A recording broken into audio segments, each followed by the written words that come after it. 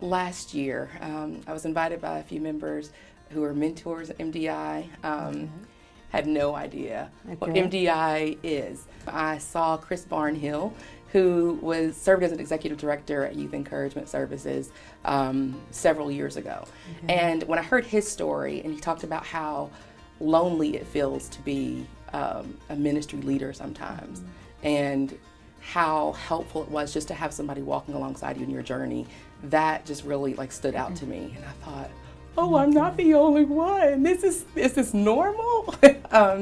And after we connected, then it was just sort of confirmation that you guys were just meant to be part of my life. When you show up, you're just real, you're transparent, and you are a person. One of my favorite Arthur Ashe quotes is, start where you are, use what you have, and do what you can. And you do that beautifully in every aspect of the ministry. Thank you. It's just been a joy for us. Oh, it has. We've become friends. Yeah. That's the beauty of this mentoring relationship. Yeah, we really have. Youth Encouragement Services is a ministry that's been around for almost 65 years. We have been providing after school and summer programming for youth who are in K through 12th grade in the South Nashville area for over 60 years. We make sure that we are basically pouring into our kids from the time they start school through the time they finish, and even well beyond that, by spiritual, academic, physical, and social development through daily programming. And this is in a Christ-centered community.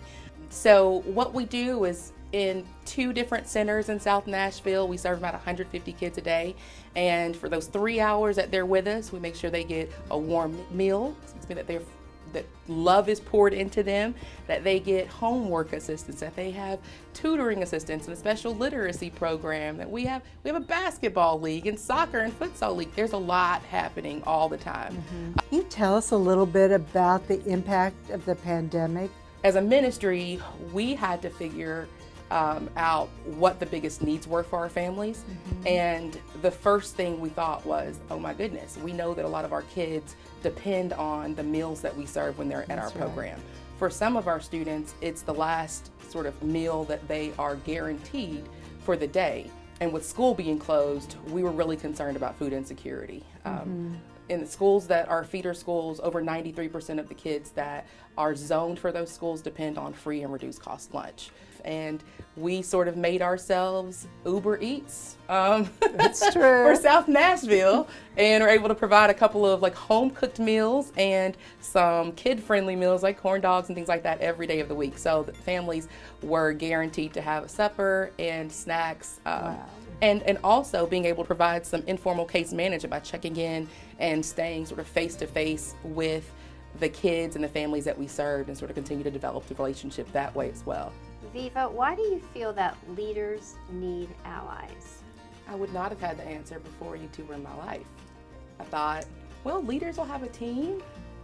That's sort of what you do. I mean, it's it. But no, I think having someone who's, and you two ladies, having you on each side, it's sort of like when you feel lonely, when you feel like you are about to bottom out, that you have people that are right beside you to say, nope, we got this, because you're not alone. I mean, having someone who has sort of a completely objective, I don't want to say even opinion, but just sort of an objective lens in this. You're not a part of the board or an employee that might have just a different idea as far as the way the ministry should run or whatever. You guys just sort of think about it from, all right, clear eyes. How's this going to impact you? How's this going to impact the kids that you serve? How's this going to impact the ministry and your team? And what's going to be most fruitful long term, and how's this going to be sustainable? You guys telling me slow down, slow your speaking down, you slow your thoughts down. Make sure you are intentional about your prayers and intentional about sitting still to listen. That's probably been the hardest part for me, because I'm like, really, God, I'm ready. I'm ready. And he's like, sit down somewhere. Let me work for a minute. And you guys just reminding me of that has helped continue to ground me. It's also been very encouraging for Marty and I to see how you've really used your team.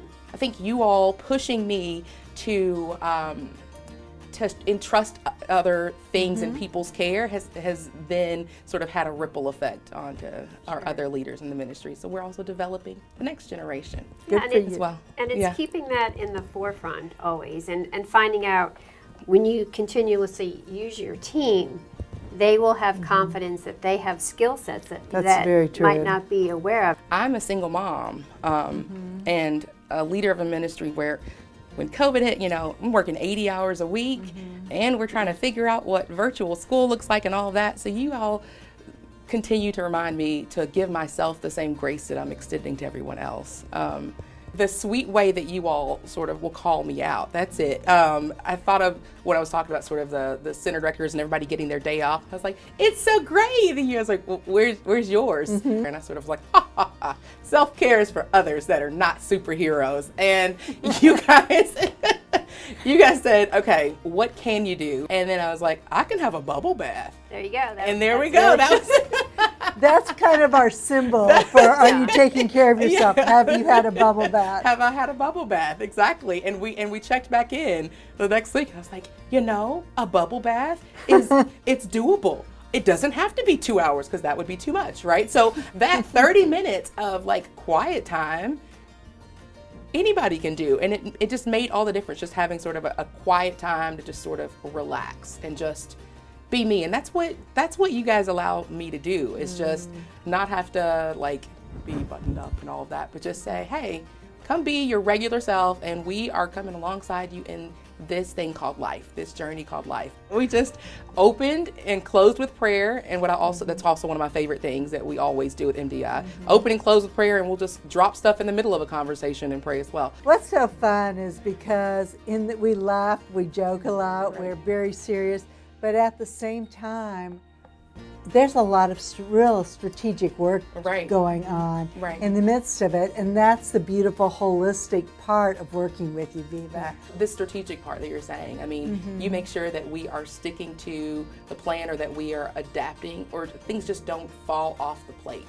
Or if they do, if there are things that weren't supposed to be on there in the first place. And you guys have really helped me clearly see the vision and figure out ways to implement it, actual actionable steps, which is what I really struggle with as a visionary. You are a kingdom changer, Viva. Oh, thank you. And